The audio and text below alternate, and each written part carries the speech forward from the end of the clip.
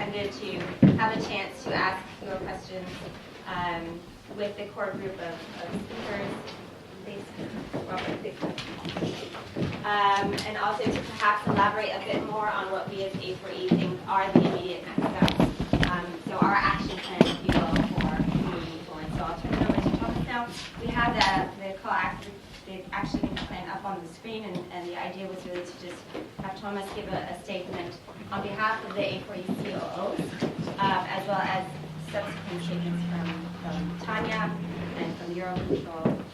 And of course, we do have Tom Larson, representing the Air Traffic Controller Union, the DEFCA, also joining us to also say a few words. So without further ado, Thomas. Okay.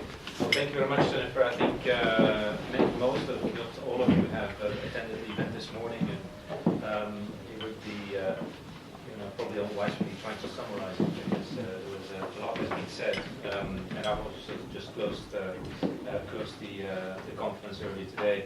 But we wanted to put up the slide again, which we didn't really take time to, and I'm not going to read this out in detail. We just wanted to put it up again because this is our action items that we put forward as A4E, and as I hope it's become clear, to work with as many stakeholders as possible going forward. You've all heard about the solutions that we want to put in, not only mid to long term but also short term, looking at next year. I think the first point is I think the sheer makeup of the group assembled before you here as well, not only in conference just earlier today, but at this table, I think shows the critical point we've reached when it comes to reforming European air traffic management and the current Single European Sky regulation. This is a point that I, for one, we didn't really discuss in detail this morning because this is more about pending regulation. I think we discussed more pragmatic solutions earlier today. The second point is, I think following the summer's staggering increase in passenger delays, it became crystal clear that a fresh and collaborative approach, as we all are here, was needed and frankly deserved by our passengers. Let's not forget the importance of the passenger here. At the end of the day, for airlines, we want to continue in this very competitive market in Europe, in good service for the passenger at an affordable price, and that is the context of what A4E works in. That said, I also want to make clear that we continue to support the objectives and the targets of the Single European Sky. That's a topic that may not have come across this morning too often, but let's be clear on this. And the European Commission's efforts to improve air traffic management across Europe. Another point is that we continue to call on the Member States, very importantly, to implement the aims of Single European Sky with a focus on achieving more efficient air traffic management and air navigation services by reducing the fragmentation of the European airspace. And one way to achieve this is through our Seamless European Sky initiative. So that is a new term hopefully most of you will get used to going forward. Success of this project of European or Seamless European Sky initiative will generate significant benefits for airlines and passengers across Europe. So moving forward, together with all of our stakeholders and those who signed the declaration just now, we're committed to doing our utmost to put our plan into action to achieve some success ahead of next summer. Again, we're also having to look at shorter term.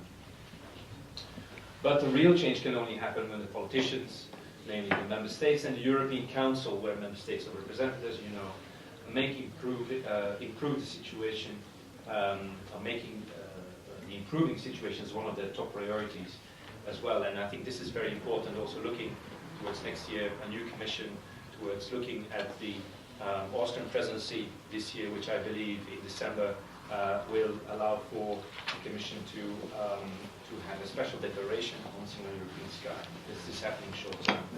Actually, I would like now to turn over, much more importantly, to my colleagues to elaborate further on their involvement in this project and, most importantly, in the next foreseeable steps. I'd like to pass on to Tanya Grbotek from Council, maybe to make a few remarks, and then we move to the next speaker. Tanya? Thank you, Thomas. Council objective is to transform ATM performance to achieve airlines to fly in a safe, seamless and efficient airspace. To achieve this, Council and its members need to work with all stakeholders, meaning airspace users, European Commission, as well as states. And in order to address this, we need to focus on improving the resiliency of ATM system, network, and achieve truly seamless single European sky. Thank you. We have Rasmus. Thank you, Thomas. As explained this morning and in the course of the discussions, what we are looking towards is to implement a network-centric approach in the operations of the network, in the ATFM operations, in the weather management, in the civil-military coordination, to make sure that we initiate a process through which we have a seamless airspace design for the entire ATM network to anticipate issues in the longer term, and then for the next summer season to put in place all the necessary measures for a good capacity demand balancing in the network to reduce as much as possible the inconveniences that we have seen during the summer 2018. We are very confident in that path, and we are looking forward for a slightly better summer 2019 than it was the summer 2018. Tom? Yeah, I think we are really happy for this opportunity. A4E as a driver for collaboration. I think that has not been like that in the past. We have had very different opinions on a lot of issues, but I think this summer, I hope that's what made it possible to start looking towards solutions instead of trying to fight in each corner of the system. So that's at least our impression, and we are really happy that this is possible, and we will do our best to support this process. I have like 5 things that I think are very important right now, and I hope this collaboration could be a way to solve some of the issues. That if you make a strategy for the single European sky, we cannot change the strategy every 2 or 3 years. I think that's we have to understand that this has to go a little bit longer. Strategy is a long-term thing. So we have had a lot of focus on cost, and now we have a lot of focus on capacity, and so changing all the time, and I think the charting scheme, as I said, is also a part of that we have to tackle somehow, if we want the network approach, because if we want the network approach, it is that way to solve the issues. There could be other ideas. You hear about disruptive technologies all the time, and so that's probably not a network approach to solving it, but what we have right now is for sure the network approach to solve most of the issues. And then I think I will not remind you that we said this 15 years ago, but a technical seamless sky is much easier than an airspace seamless sky. So I am really happy that there's focus on making a technical seamless sky now, and we are 100% committed to that collaboration there. Okay, great. We will take a couple of questions if you have them. I invite Philippe from the Commission to join us. Just housekeeping, Philippe is here in a capacity to answer your questions, but it's not recorded in that sense. So any official attribution has to be given to an EC official, or if you want a quote, it has to be then you have to ask for a quote in writing.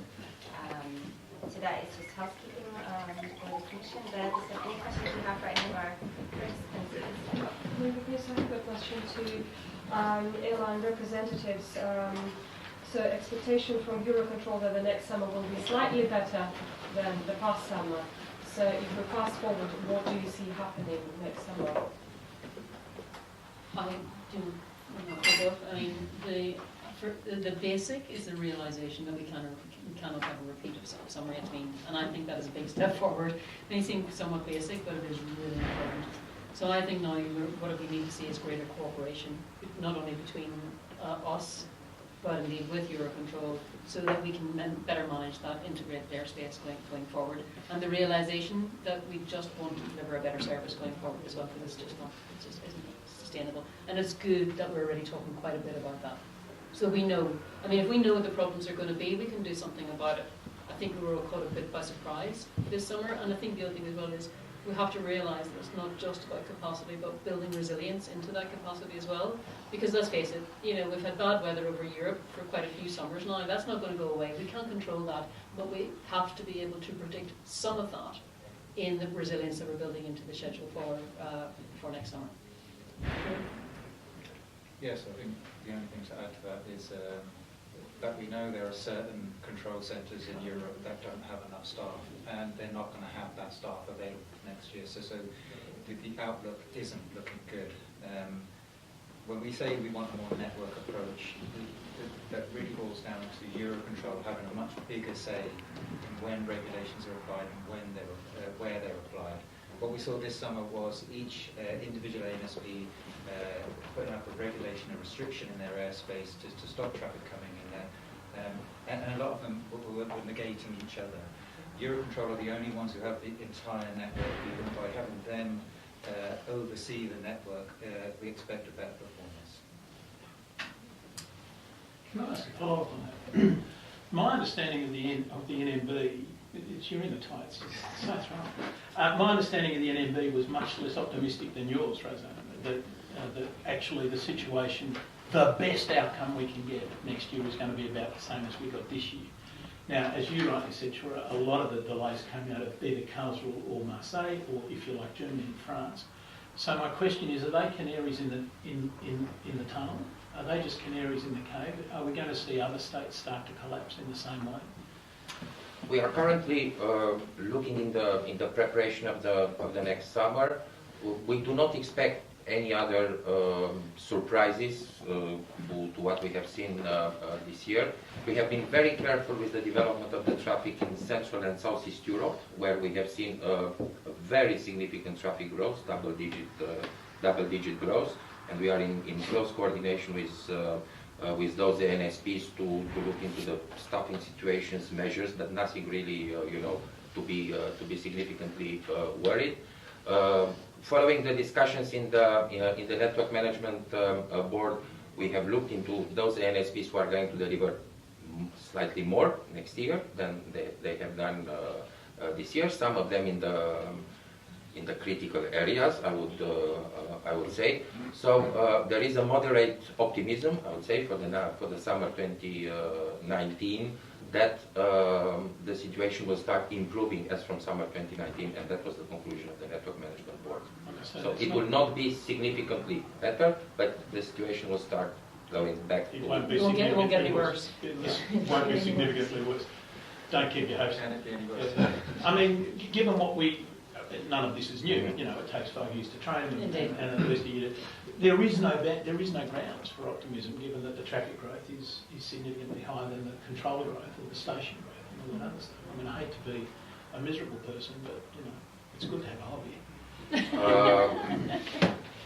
I am quite optimistic, and why I am optimistic? First of all, especially in the central southeast part of Europe, we are clearly seeing additional delivery. We have had discussion with those NSPs who had a number of issues during the summer 2018, and they are proactively looking into a revision of the staffing availability and into a revision of how the rosters will be planned for next summer.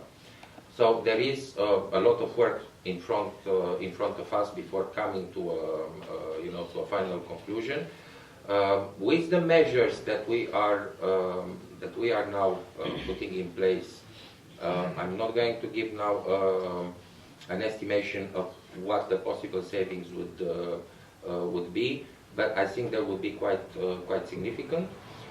Looking at a more network type of measures, one of the main topics that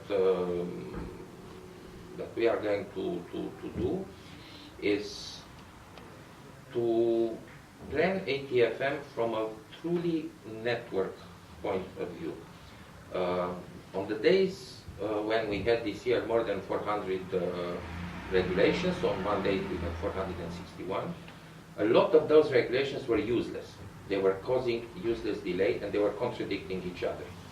Because at local level, the local centers, I don't want to use, technical terminology, FMPs and so on, they are not aware about the full network effect of those.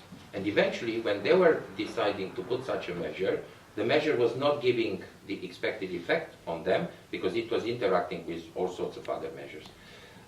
And that was causing just useless delay.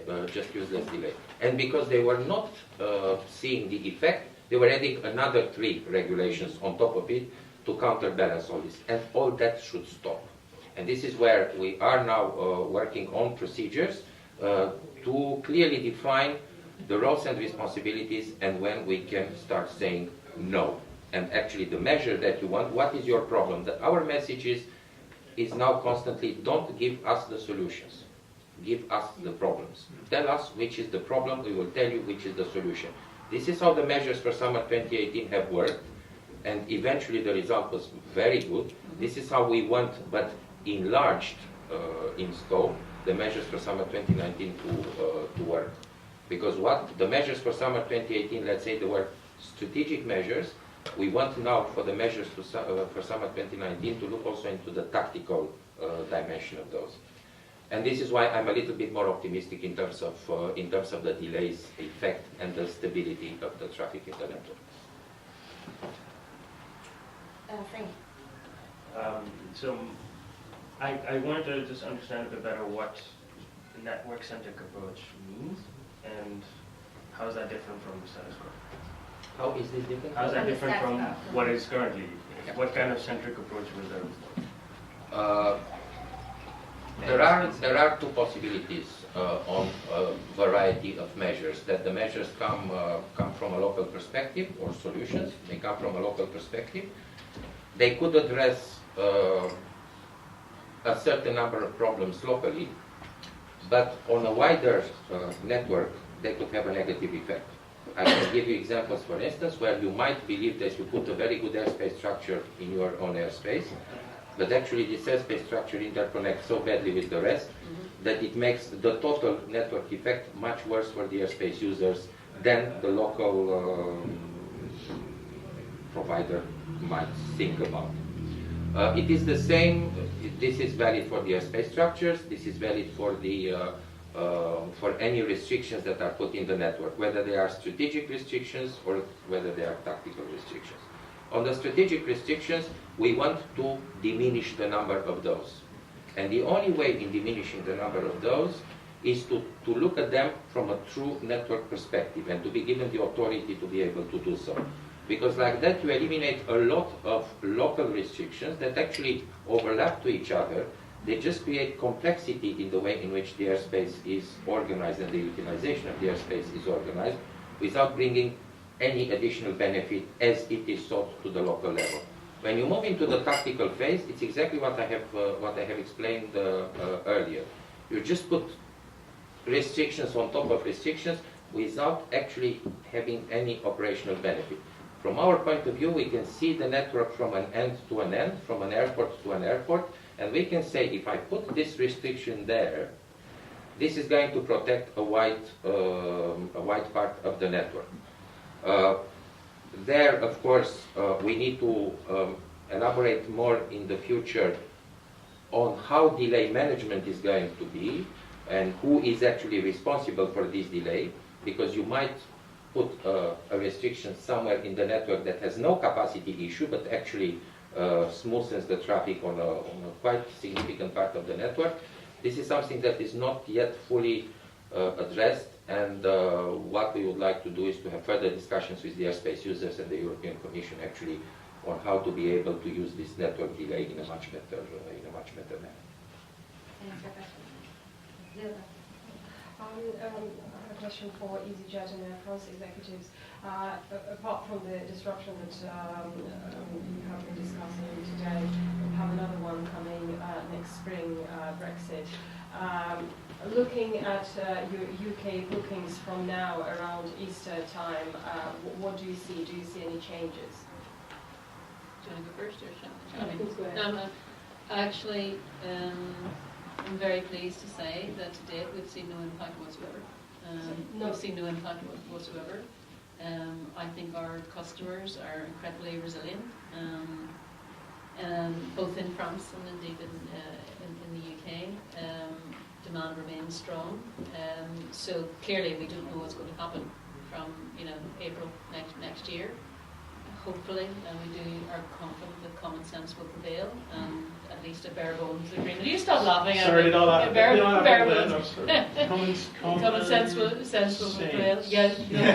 I'm not borrowing your dictionary. Look that one up. Do you know something? The other thing to say about common sense is not very. Yeah, it's not very common. Correct. Yeah. That aside, and joking apart,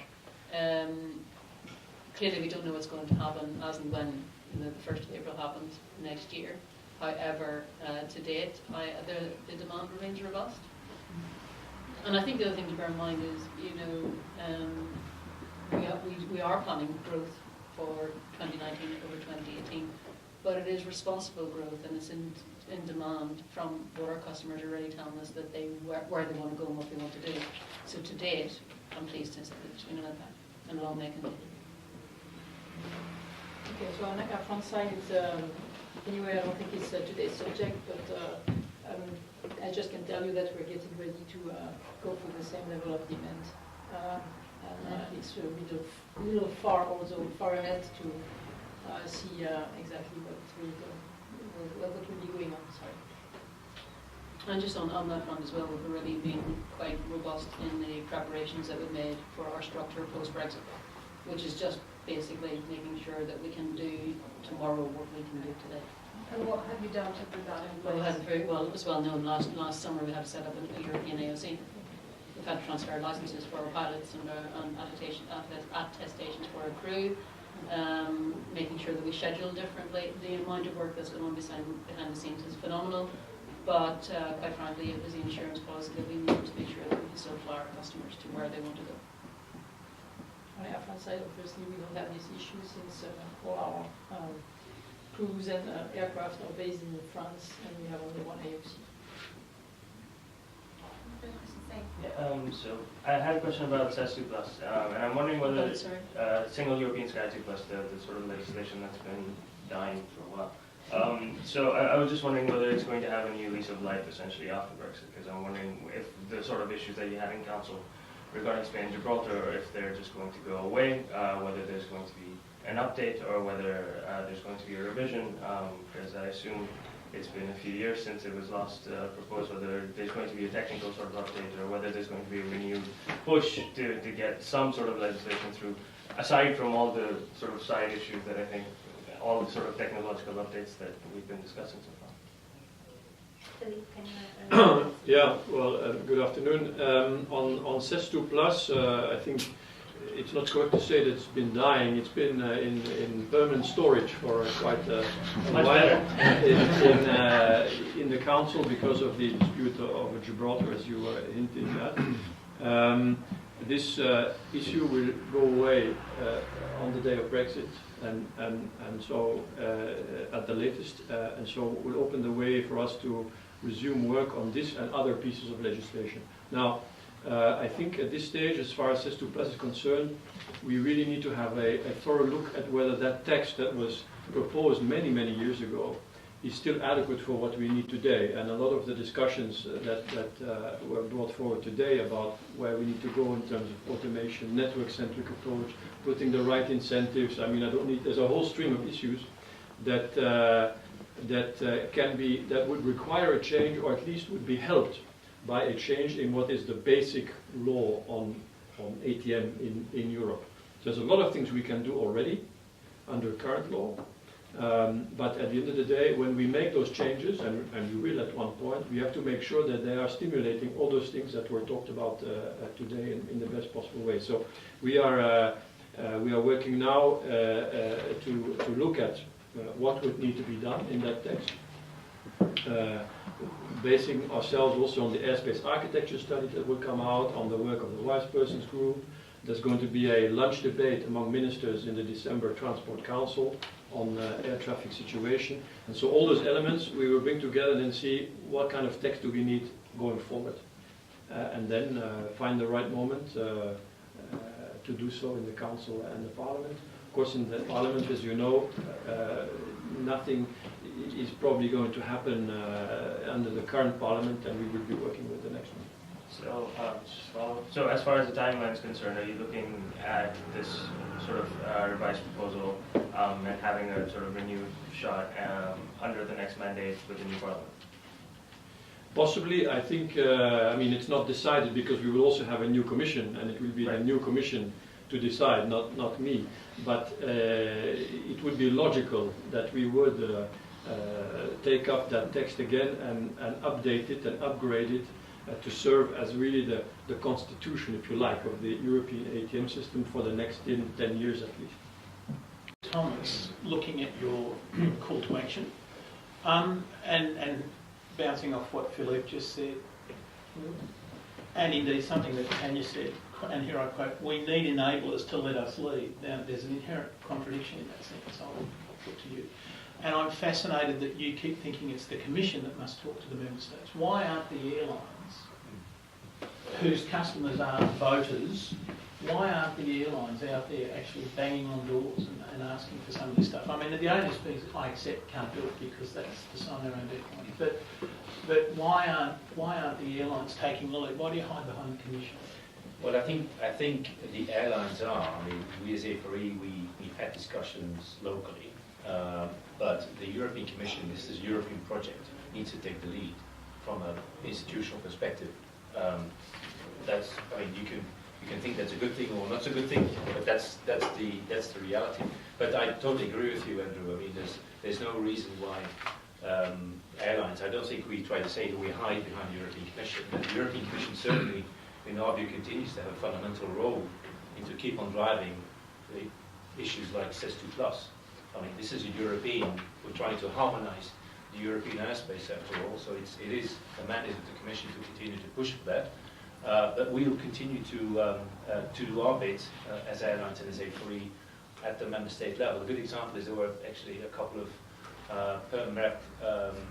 aviation attachés present in the audience this morning. So we do reach out to them, fully realising, and we would have a number of countries, of course, in mind.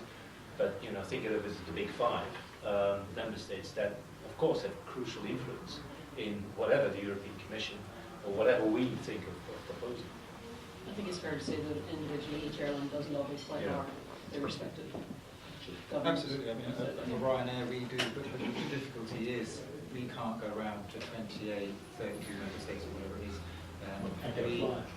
Pardon? I get a fly. I could give them one. At a reasonable price. At a very reasonable price, exactly. And so particularly with Ryanair, we would focus on the Irish, on the UK, on maybe the big five. But I think the key point is within S2 Plus, one of the big things which has been blocked in there is the separation of the state and the multi-service provider. And with it still blocked, until we have a clear split between the two, the ANSP still have too much power and influence in states. We need to deployment phase to a system where everybody follows the same roadmap, and that's why this roadmap needs to be driven at the European level. What is this industry's obsession, the aviation industry's obsession with roadmaps? Is it just me that thinks that's funny? I'm just saying that if each state deploys technology at a different pace as the next state, then you will have interoperability issues, you have airspace design issues, so everybody needs to move at the same pace. And that can only be driven by strong support of Europe pushing all states to act simultaneously. Any follow-up questions? About a million, it's like shooting fish in a barrel.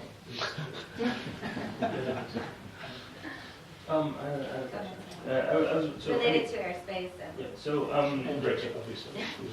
airlines have, I think, and if we're in particular, has been very, very clear about how much they hate the way ATC is done.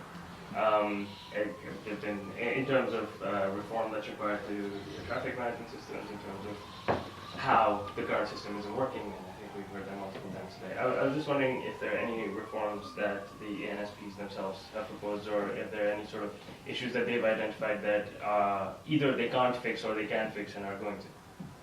So I was just wondering how that works in terms of what ANSPs think are the problems and what they're doing to fix them. Am I at first? Yes, sorry. Whoever can speak to what the ANSPs are doing. Right. When it comes to the short-term solution and summer for the next year, we did sit in September, the NSP CEOs together with Eurocontrol Network Manager, and we come with 7 sets of actions trying to focus on the bottlenecks and also collaborative decision making. What network manager was saying, it's how do we deal in the case of the, for example, bad weather? How do we manage that it's for the benefit of the network, not necessarily NSPs? So yes, there are short-term solutions that we can address, but also there is a long-term solutions which we are relying on deployment of the technology. But how do we do that? We mustn't forget about the social component, and how do we introduce this to day-to-day activities with air traffic controllers, and how do we deploy that digitalization? Tom? Yeah, I mean, it's a lot of issues are solved locally. We don't just sit around and do nothing. I mean, we get a little bit the picture here that everything we do is wrong, but collaborative decision making is something that has been developed from the bottom up, and I've been in the business for 30 years, and it is very much a bottom up approach to solving issues. Air traffic controllers and our assistants and supervisors identify issues, tell it to the management takes it to, in the old days, to Eurocontrol. These days it's Eurocontrol and a few more fragmented pieces in Europe that takes care of coordinating on the big scale. So it is not, we are just sitting around and doing nothing. I mean, I'm not in the business for delay, I'm in the business for safety and efficiency. So this is my job, and I like to do that. So when I see something that I can optimize, we ask for optimization, but it is everybody who works in the system understand that it is a bigger system. So if I ask for a tool or something that I could use, it requires something in the cockpit, or it requires something on the other side of the border. So it's eventually it will end up in a big network discussion, connectivity discussion, interoperability discussion, because the improvements, the technical improvements are very difficult on local level. We do them on local level, but then we have them on local level. If we don't talk to the next one, then we cannot benefit. And I must use the example again, which is very, very simple, and I don't understand why we haven't done this 20 years ago, that between Denmark and Sweden we have the same technical system. So there you can just do everything what they do in Sweden we see in Denmark. Everything we do in Denmark we see. As soon as we come to Maastricht, we don't have the same system. So this connectivity just needs to be solved somehow. I'm not an expert on that. I have a lot of ideas how to do it, but this is why it's a European or collaborative approach that is, you need to have that somehow. Of course you need the innovation on local level at the same time, but we need to do it together. And if we don't understand that it is teamwork, I think that although we said that it is teamwork, I personally hate the discussion that it is customers. Airlines are not customers to me. It's collaboration with airlines to make it work, because I want no delay. So when I talk to a pilot, I collaborate with the pilot to make sure that it works. He's not my customer at all. I work with this guy. I speak to him. He speaks to me. If he wants something, he tells me. So this customer way of thinking divides us instead of putting us together. And I think that's that's a little bit of pity. Any last questions? You want to say something? A customer for me is somebody who pays for a service and receives it, you know, and I would consider airlines as customers. So Philip, a question for you if I may. Tom's proposing that we just have a single system provider for all of Europe, as best I understand it. I mean, obviously Talos would think that was a great idea. What's your thought on that? Well, the question there is of interoperability, and this is where we need to definitely improve the situation, and it's not a good idea to replace a multitude of monopolies with a single monopoly. So we need to be working in terms of technology towards a synchronization of the progress in a collaborative effort, and that's why I think also today's focus on collaboration between the different players is very important. It needs to be synchronized. It's a collective task, and we try as European Commission to help orchestrate a little bit collective task with the help of Network Manager and CESAR and other European bodies. But we will need to impose more strongly interoperability in the future, because without that, this cross-border, as was described by Tom, it just simply does not work. And having a network-centric approach will be difficult if you have uninteroperable systems. And down the road as well, probably we need less bespoke systems. That has been historically the approach, that every NSP designs its own system. If you will have more off-the-shelf systems, there will probably be not only an interoperability benefit, but also a cost benefit. Last question. So this is just a follow-up for the airlines. EasyJet and Ryanair and IAG also, they filed a legal complaint with the Commission about the French government in June, and I was just wondering if there's an update on where that complaint is and what's happening. So maybe we can answer this after the break bilaterally. Okay. Yeah, that's okay? And then you can Actually, I can answer it now. I can actually say we haven't had an update today. Unless you... No, I can say that. There you go. Thank you all for joining. Thank you to our participants. And we have lunch here in the room if you'd like to stay here and learn more about